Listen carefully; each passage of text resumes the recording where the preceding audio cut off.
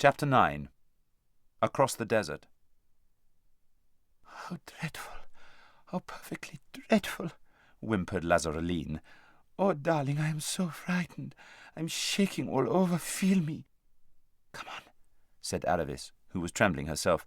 "They've gone back to the new palace. Once we're out of this room, we're safe enough. But it's wasted a terrible time. Get me down to that water gate as quick as you can." "Darling, how can you?" squeaked Lazareline. "I can't do anything. Not now. My poor nerves. No, we must just lie still a bit, and then go back." "Why back?" asked Aravis. "Oh, don't you understand? You're so unsympathetic," cried Lazareline, beginning to cry. Aravis decided it was no occasion for mercy. "Look here," she said, catching Lazareline and giving her a good shake. "If you say another word about going back, and if you don't start taking me to that water gate at once, do you know what I'll do? I'll rush out into that passage and scream. Then we'll both be caught." "But we shall both be killed," said Lazareline. "Didn't you hear what the Tisroc may he live forever said?" "Yes, and I'd sooner be killed than married to her Hoshta. So come on." "Oh, you are unkind," said Lazareline, "and I in such a state." But in the end she had to give in to Aravis. She led the way down the steps they had already descended, and along another corridor, and so finally out into the open air.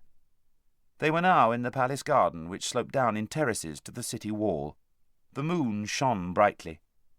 One of the drawbacks about adventures is that when you come to the most beautiful places you are often too anxious and hurried to appreciate them, so that Aravis, though she remembered them years later, had only a vague impression of grey lawns, quietly bubbling fountains, and the long black shadows of cypress trees.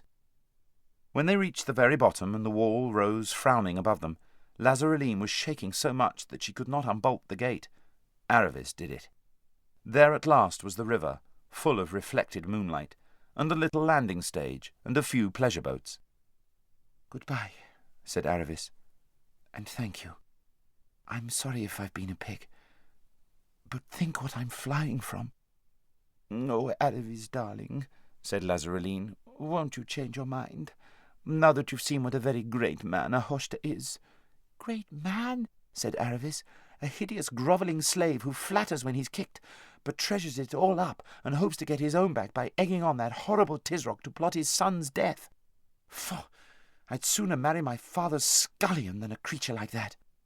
"Oh, Aravis, Aravis, how can you say such dreadful things? And about the Tisroc, may he live forever, too. It must be right if he's going to do it." "Goodbye," said Aravis. "And I thought your dresses were lovely. And I think your house is lovely, too. I'm sure you'll have a lovely life, though it wouldn't suit me. Close the door softly behind me." She tore herself away from her friend's affectionate embraces, stepped into a punt, cast off, and a moment later was out in mid-stream with a huge real moon overhead and a huge reflected moon deep down in the river. The air was fresh and cool, and as she drew near the farther bank, she heard the hooting of an owl. "Ah, that's better," thought Aravis. She had always lived in the country, and had hated every minute of her time in Tashbaan. When she stepped ashore, she found herself in darkness, for the rise of the ground and the trees cut off the moonlight. But she managed to find the same road that Shasta had found, and came just as he had done to the end of the grass and the beginning of the sand, and looked, like him, to her left, and saw the big black tombs. And now at last, brave girl though she was, her heart quailed. Supposing the others weren't there? Supposing the ghouls were? But she stuck out her chin, and a little bit of her tongue too, and went straight toward them. But before she had reached them, she saw Bree and Hwin, and the groom. "You can go back to your mistress now," said Aravis, quite forgetting that he couldn't until the city gates opened next morning.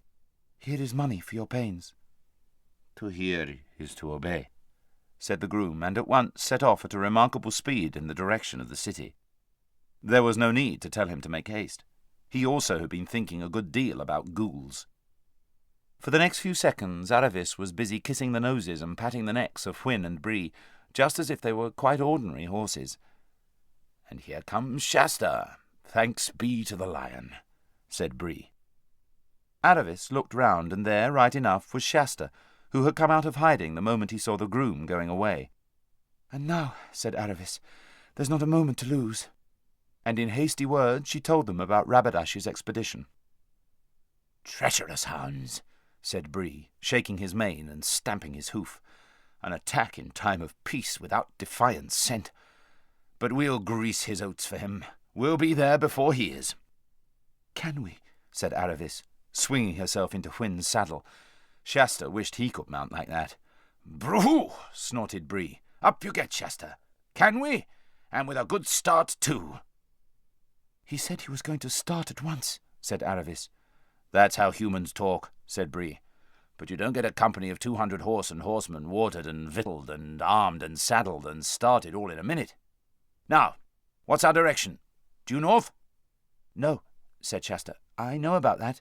I've drawn a line. I'll explain later. Bear a bit to our left, both you horses. Ah, here it is." "Now," said Bree, "all that about galloping for a day and a night, like in stories, can't really be done. It must be walk and trot, but brisk trots and short walks. And whenever we walk, you two humans can slip off and walk too. Now, are you ready, Hwin? Off we go. Narnia and the North." At first it was delightful. The night had now been going on for so many hours that the sand had almost finished giving back all the sun heat it had received during the day, and the air was cool, fresh, and clear. Under the moonlight, the sand, in every direction and as far as they could see, gleamed as if it was smooth water or a great silver tray. Except for the noise of Bree's and Hwin's hoofs, there was not a sound to be heard. Shasta would nearly have fallen asleep if he had not had to dismount and walk every now and then. This seemed to last for hours. Then there came a time when there was no longer any moon. They seemed to ride in the dead darkness for hours and hours. And after that there came a moment when Shasta noticed that he could see Bree's neck and head in front of him a little more clearly than before, and slowly, very slowly, he began to notice the vast grey flatness on every side. It looked absolutely dead, like something in a dead world, and Shasta felt quite terribly tired, and noticed that he was getting cold, and that his lips were dry. And all the time the squeak of the leather, the jingle of the bits, and the noise of the hoofs, not property, as it would be on a hard road, but thubbity on the dry sand. At last, after hours of riding, far away on his right there came a single long streak of paler grey, low down on the horizon, then a streak of red. It was the morning at last, but without a single bird to sing about it. He was glad of the walking bits now, for he was colder than ever. Then suddenly the sun rose and everything changed in a moment. The grey sand turned yellow and twinkled as if it was strewn with diamonds. On their left the shadows of Shasta and Hwin and Bree and Aravis, enormously long, raced beside them. The double peak of Mount Pyre, far ahead, flashed in the sunlight, and Shasta saw they were a little out of the course. "A bit left," he sang out. Best of all, when you look back, Tashbaan was already small and remote. The tombs were quite invisible, swallowed up in that single jagged-edged hump which was the city of the Tisroc. Everyone felt better. But not for long. Though Tashbaan looked very far away when they first saw it, it refused to look any further away as they went on. Shasta gave up looking back at it, for it only gave him the feeling that they were not moving at all. Then the light became a nuisance. The glare of the sand made his eyes ache, but he knew he mustn't shut them. He must screw them up and keep on looking ahead at Mount Pyre and shouting out directions. Then came the heat. He noticed it for the first time when he had to dismount and walk. As he slipped down to the sand, the heat from it struck up into his face as if from the opening of an oven door. Next time it was worse, but the third time, as his bare feet touched the sand, he screamed with pain and got one foot back in the stirrup and the other half over Bree's back before you could have said knife. "Sorry, Bree," he gasped. "I can't walk. It burns my feet." "Of course," panted Bree. "Should have thought of that myself. Stay on. Can't be helped." "It's all right for you," said Shasta to Aravis, who was walking beside Hwin. "You've got shoes on." Aravis said nothing and looked prim. Let's hope she didn't mean to, but she did. On again, trot and walk and trot, jingle, jingle, jingle, squeak, squeak, squeak, Smell of hot horse, smell of hot self, blinding glare, headache, and nothing at all different for mile after mile. Tashbaan would never look any further away. The mountains would never look any nearer. He felt this had been going on for always. Jingle, jingle, jingle, squeak, squeak, squeak, smell of hot horse, smell of hot self. Of course, one tried all sorts of games with oneself to try to make the time pass, and of course they were all no good. And one tried very hard not to think of drinks. Iced sherbet in a palace in Tashbaan, clear spring water tinkling with a dark, earthy sound, cold, smooth milk just creamy enough and not too creamy. And the harder you tried not to think, the more you thought. At last, there was something different. A mass of rock sticking up out of the sand, about 50 yards long and 30 feet high. It did not cast much shadow, for the sun was now very high, but it cast a little. Into that shade they crowded. There they ate some food and drank a little water. It is not easy giving a horse a drink out of a skin bottle, but Bree and Hwin were clever with their lips. No one had anything like enough. No one spoke. The horses were flecked with foam and their breathing was noisy. The children were pale. After a very short rest they went on again. Same noises, same smells, same glare, till at last their shadows began to fall on their right, and then got longer and longer, till they seemed to stretch out to the eastern end of the world. Very slowly the sun drew nearer to the western horizon, and now at last he was down, and thank goodness the merciless glare was gone, though the heat coming up from the sand was still as bad as ever. 4 pairs of eyes were looking out eagerly for any sign of the valley that Salopad the raven had spoken about. But mile after mile there was nothing but level sand. And now the day was quite definitely done, and most of the stars were out, and still the horses thundered on, and the children rose and sank in their saddles, miserable with thirst and weariness. Not till the moon had risen did Shasta, in the strange, barking voice of someone whose mouth is perfectly dry, shout out, "There it is!" There was no mistaking it now. Ahead, and a little to their right, there was at last a slope downward and hummocks of rock on each side. The horses were far too tired to speak, but they swung round toward it, and in a minute or two they were entering the gully. At first it was worse in there than it had been out in the open desert, for there was a breathless stuffiness between the rocky walls and less moonlight. The slope continued steeply downward, and the rocks on either hand rose to the height of cliffs. Then they began to meet vegetation, prickly cactus-like plants and coarse grass of the kind that would prick your fingers. Soon the horse hoofs were falling on pebbles and stones instead of sand. Round every bend of the valley, and it had many bends, they looked eagerly for water. The horses were nearly at the end of their strength now, and Hwin, stumbling and panting, was lagging behind Bree. They were almost in despair before at last they came to a little muddiness and a tiny trickle of water through softer and better grass. And the trickle became a brook, and the brook became a stream with bushes on each side, and the stream became a river, and there came, after more disappointments than I could possibly describe, a moment when Shasta, who had been in a kind of doze, suddenly realized that Bree had stopped and found himself slipping off. Before them a little cataract of water poured into a broad pool, and both the horses were already in the pool with their heads down, drinking, drinking, drinking. "Oh, oh!" said Shasta, and plunged in. It was about up to his knees, and stooped his head right into the cataract. It was perhaps the loveliest moment in his life. It was about 10 minutes later when all 4 of them, the 2 children wet nearly all over, came out and began to notice their surroundings. The moon was now high enough to peep down into the valley. There was soft grass on both sides of the river, and beyond the grass, trees and bushes sloped up to the bases of the cliffs. There must have been some wonderful flowering shrubs hidden in that shadowy undergrowth, for the whole glade was full of the coolest and most delicious smells. And out of the darkest recess among the trees there came a sound Shasta had never heard before, a nightingale.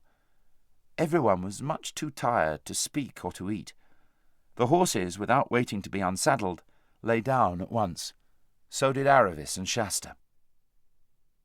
About 10 minutes later the careful Hwin said, "But we mustn't go to sleep. We've got to keep ahead of that rabbitash. No, said Bree very slowly. Mustn't go to sleep. Just a little rest. Shasta knew, for a moment, that they would all go to sleep if he didn't get up and do something about it, and felt that he ought to. In fact, he decided that he would get up and persuade them to go on. But presently. Not yet. Not just yet. Very soon the moon shone, and the nightingale sang over 2 horses and 2 human children, all fast asleep. It was Aravis who awoke first. The sun was already high in the heavens, and the cool morning hours were already wasted. "It's my fault," she said to herself furiously as she jumped up and began rousing the others. "One wouldn't expect horses to keep awake after a day's work like that, even if they can talk. And of course that boy wouldn't. He's had no decent training, but I ought to have known better."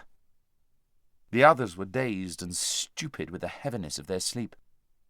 "Hey-ho, brrr," said Bree. "Been sleeping in my saddle, eh? I'll never do that again. Most uncomfortable." "Oh, come on," said Aravis. "We've lost half the morning already. There isn't a moment to spare." "A fellow's got to have a mouthful of grass," said Bree. "I'm afraid we can't wait," said Aravis. "What's the terrible hurry?" said Bree. "We've crossed the desert, haven't we?" "But we're not in Archenland yet," said Aravis, "and we've got to get there before Rabadash." "Oh, it must be miles ahead of him," said Bree. "Haven't we been coming a shorter way? Didn't that raven friend of yours say this was a shortcut, Shasta?" "He didn't say anything about shorter," answered Shasta. "He only said better, because you got to a river this way. If the oasis is due north of Tashbaan, then I'm afraid this may be longer." "Well, I can't go on without a snack," said Bree. "Take my bridle off, Shasta." "Please," said Hwin, very shyly. "I feel just like Bree that I can't go on. But when horses have humans with spurs and things on their backs, aren't they often made to go on when they're feeling like this? And then they find they can. I mean, oughtn't we be able to do even more now that we're free? It's all for Narnia." "I think, ma'am," said Bree very crushingly, "that I know a little more about campaigns and forced marches and what a horse can stand than you do." To this Hwin made no answer, being, like most highly bred mares, a very nervous and gentle person who was easily put down. In reality she was quite right, and if Bree had had a Tarkan on his back at that moment to make him go on, he would have found that he was good for several hours hard going. But one of the worst results of being a slave and being forced to do things is that when there is no one to force you any more, you find you have almost lost the power of forcing yourself. So they had to wait while Bree had a snack and a drink, and of course Hwin and the children had a snack and a drink too. It must have been nearly 11 o'clock in the morning before they finally got going again, and even then Bree took things much more gently than yesterday. It was really Hwin, though she was the weaker and more tired of the two, who set the pace. The valley itself, with its brown, cool river, and grass and moss and wild flowers and rhododendrons, was such a pleasant place that it made you want to ride slowly.